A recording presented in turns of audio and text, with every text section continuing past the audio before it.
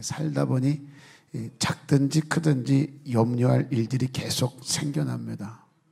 그 옛말처럼 끊임없이 산 넘어 산일 때가 참 많아요. 오늘 본문은 그런 삶을 사는 우리에게 염려하지 말라고 말씀하고 있습니다. 그런데 그게 내 마음대로 되냐는 거예요.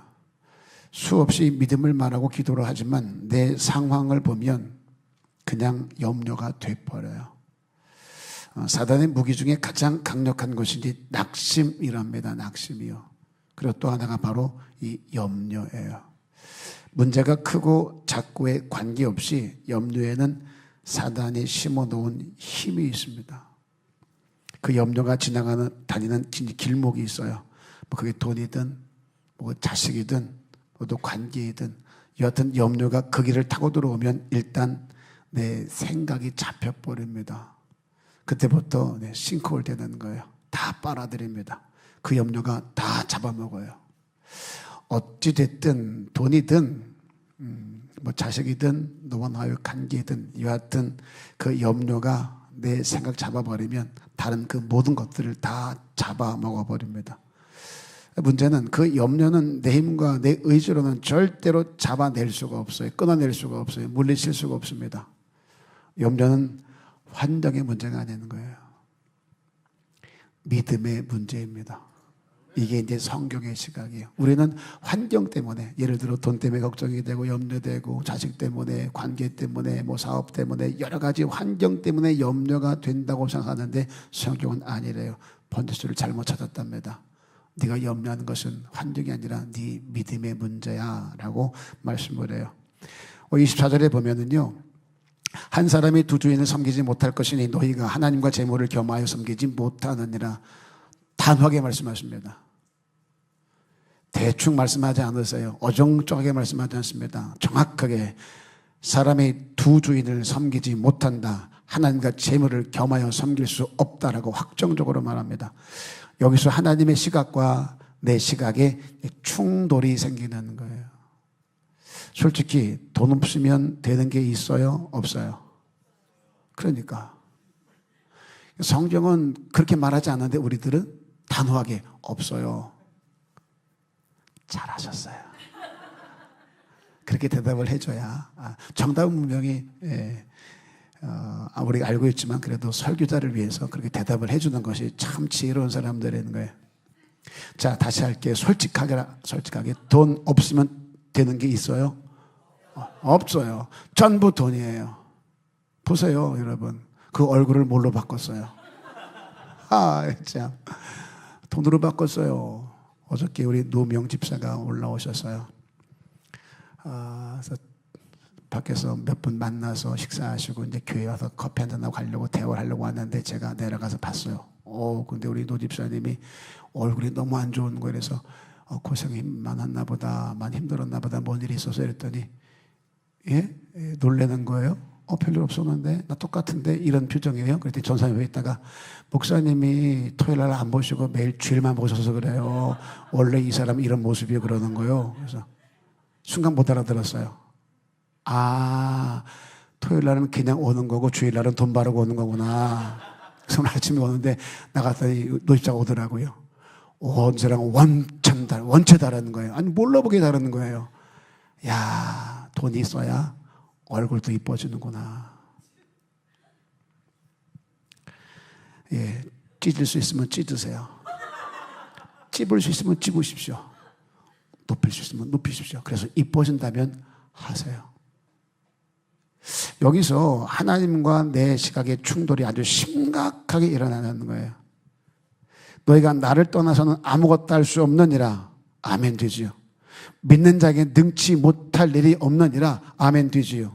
그런데 그 믿음만 가지고 내 삶의 현장에서 사라지냐고요. 교회에서는 말씀 드릴 때 아멘 했어요. 주여 그 믿음을 내게 달라고 기도했어요. 그런데 삶 현장에 돌아가면 그 믿음보다 뭐가 더 급해요? 돈이요. 돈 들어갈 일 앞에서 믿는 자에게 능치 못할 일이 없느니라. 그때 필요한 건 믿음이 아니요, 돈이지. 이게 우리 현실이에요. 살아보니까 돈 없으면 살 수가 없어요. 돈 있으면 안 되는 게 없고 못할 게 없는 것 같아. 그게 우리 삶의 현실이에요. 그래서 어찌든지 우리는 벌어야 돼요. 이게 동의가 돼서, 이게 절실해서 여러분 열심을 다하고 최선을 다하여 일하지 않나요? 그렇게 믿음은 믿음대로 지켜하라고 예배도 하고 또 직분 따라 섬기기도 하고 또 헌신도 하고 기도도 하죠.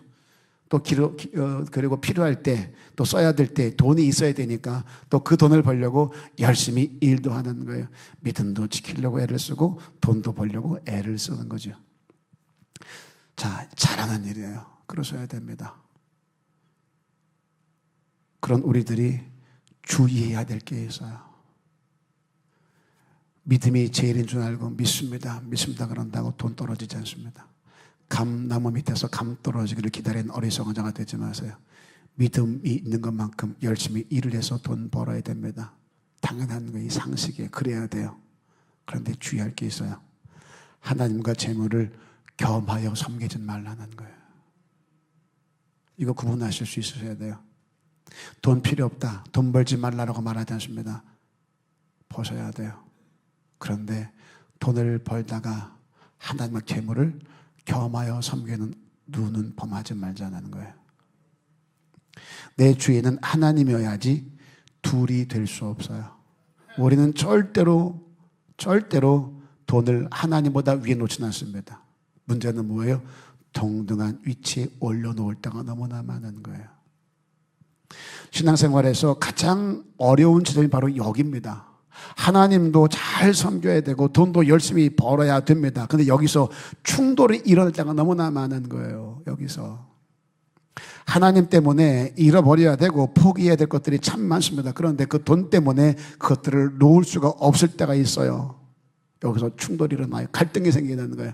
자, 하나님 때문에 돈을 포기하냐 아니면 돈 때문에 하나님을 좀 뒤로 밀어 놓아야 되느냐.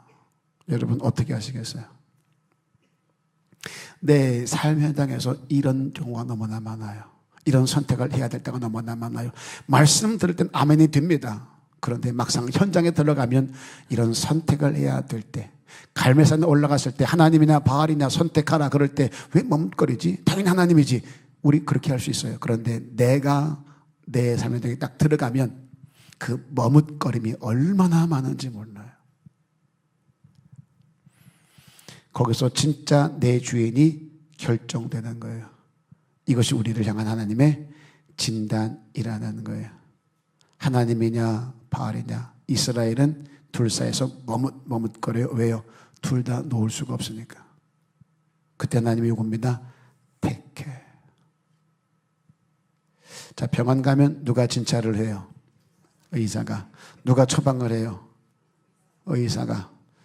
그럼 치료되려면 누굴 믿어야 돼요? 의사가. 잘하셨어요. 그런데 그 진단과 처방에 내 마음에 안 든다고 우겨요? 우긴다고 그 병명이 달라져요? 아, 이 의사 양반 참 희한한 양반이네. 내가 내 병을 알아. 나 그 병 아니라니까. 우긴다고 병명 달라져요? 아, 의사가, 아, 그런가요? 아, 그럼 내가 착각했나 보죠? 병을 바꿔드릴게요. 그래요? 선배 목사가 자주 피곤하다는 소리를 했어요. 주위에서 병원에 가보라고 권유를 했답니다. 그런데 그 피곤을 목회의 힘듦과 지침으로 판단하려고 방치를 하는 거예요. 목회자가 다 힘들지 안 피곤한 사람이 어디 있겠냐. 다 피곤하지. 그렇게 방치했어요. 그러다가 그 피곤의 강도가 달라지니 병원에 갔습니다. 나는 조금 피곤해서 병원에 간 거예요. 그런데 췌장암인 거예요. 그것도 말기래요. 보통 피곤하고 힘들면 간 쪽에 문제가 있는데 췌장암이라고 판단이 나온 거예요. 말기. 선배가 그랬답니다. 이해가 안 된다고. 난 인정할 수가 없다.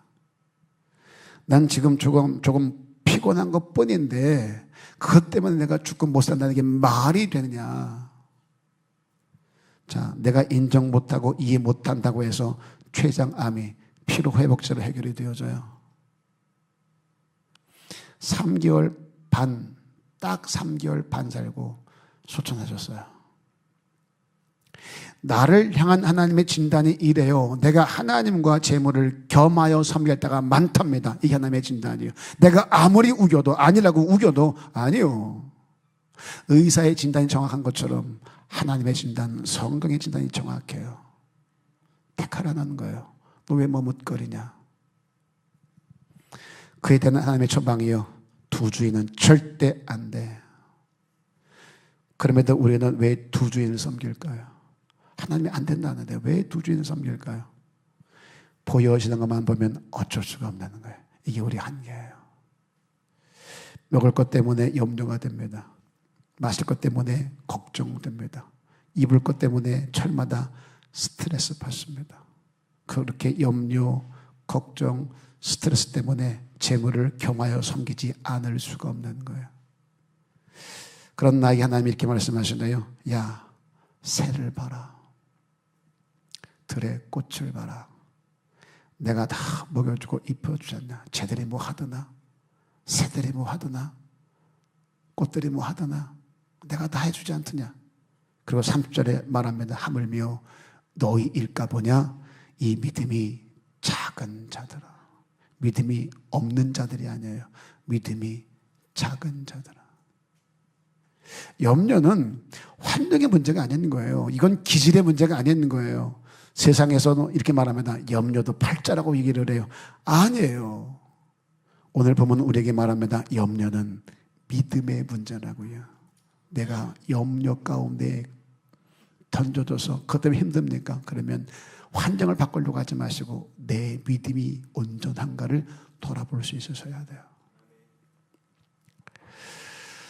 그래서 성격이 아무리 좋아도 믿음 없으면 염려가 돼요. 성격 좋아도 믿음 없으면 염려돼요. 아무리 착해도 믿음 없으면 염려됩니다. 돈이 아무리 많아도 믿음이 없으면 염려거리 있어요. 여러분 착각하지 마세요. 돈 많은 사람 염려 없을까요? 걱정 없을까요? 아니요. 우리보다 많으면 많았지 적지 않아요. 가진 게 많으면 많을수록, 지킬 게 많은 사람일수록 염려가 훨씬 더 큰 거 아세요? 더 불행한 거 아세요? 그들이 밤 11시에 라면을 끓여다가 거기에 파를 썰어 놓고 계란을 탁 까가지고 후루룩 김치에다 먹었을 때 행복감을 알까요?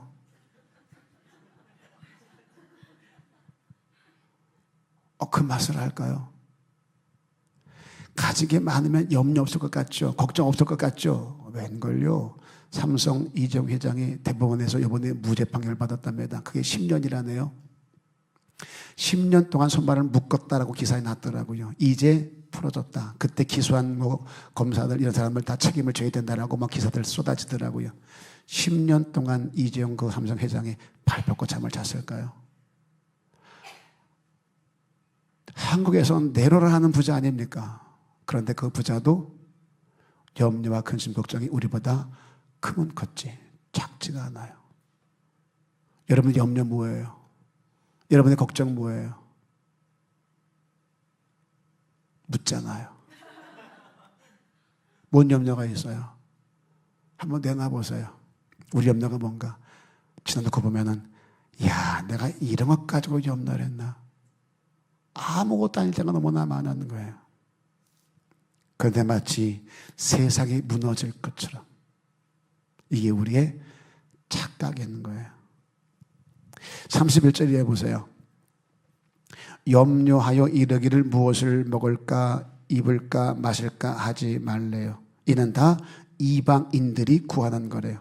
여기서 이방인은 하나님을 모르고 자기 소견에 옳은 대로 살아가는 사람들을 말하는 거예요. 자기 생각 가지고 자기 판단 가지고 살아가는 사람들을 말하는 거예요. 넌 그러지 말라는 거예요. 넌 내가 있지 않냐? 왜 내가 없는 자처럼 살아가니? 왜 쟤네들처럼 네가 해결하려고 길을 쓰고 살다가 염려에 잡히냐는 거예요. 26절 이하에 보면은요, 공중의 새를 보라 하나님이 다 해준답니다. 너는 그것보다 귀하지 않냐?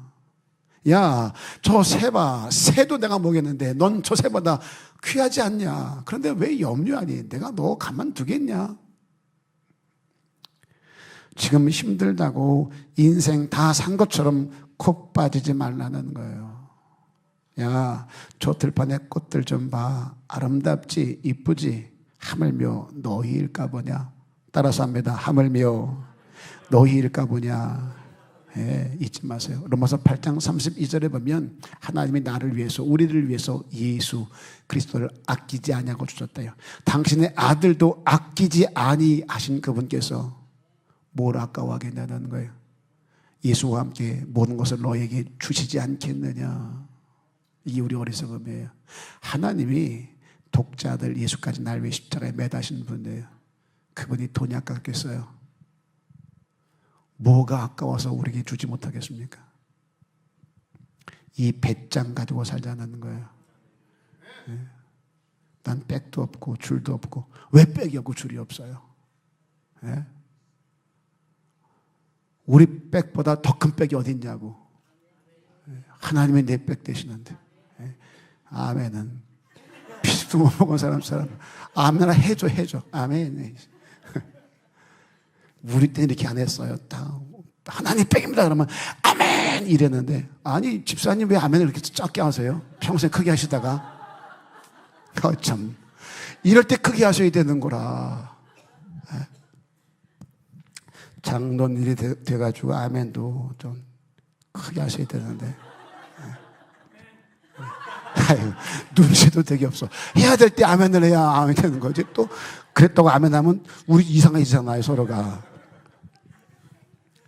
좀 당당하게 살자고요. 이게 진짜 믿어주세요. 하나님이 살아계신 믿습니까? 그 아버지가 내 아버지께 믿어주세요. 당당하시라고. 그러면요, 당당하시라고요.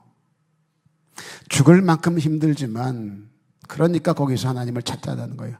힘드니까 찾자는 거예요. 그 하나님을 바라보자는 거예요. 그러면 그 모든 것을 협력하여 합력하여 선이 되게 하는 하나님을 거기서 만나게 되고 거기서 경험하게 되더라는 거예요.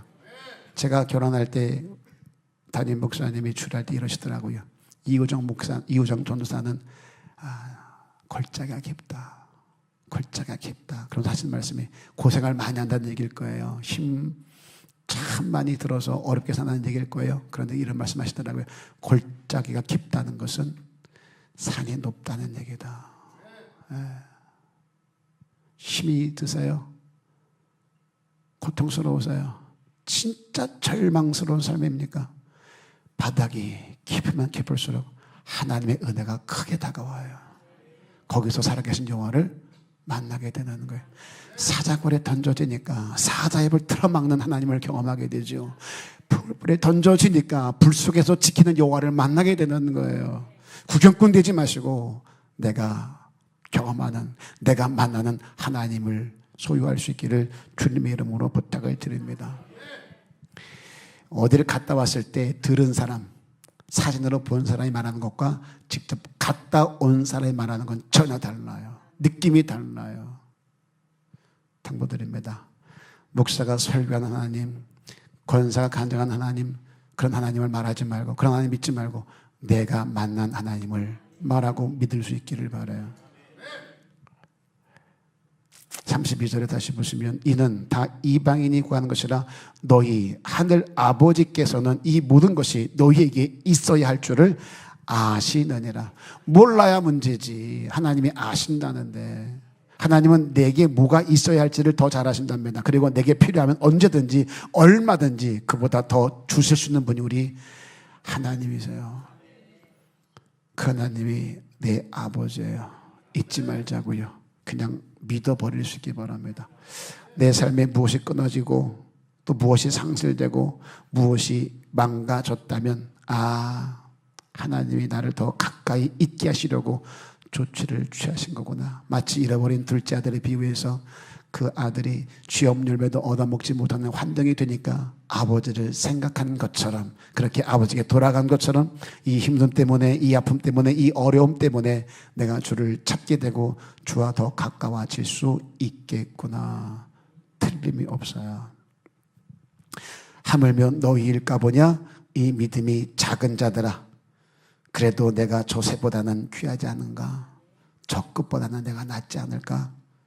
그래, 새도 입히시고 먹이시고 꽃도 입히신 하나님이 하물며 나일까 보냐? 이 믿음 가지시고 견뎌내고 이겨내고 승리하는 저와 여러분 다 될 수 있기를 주님의 이름으로 축복합니다. 축원합니다.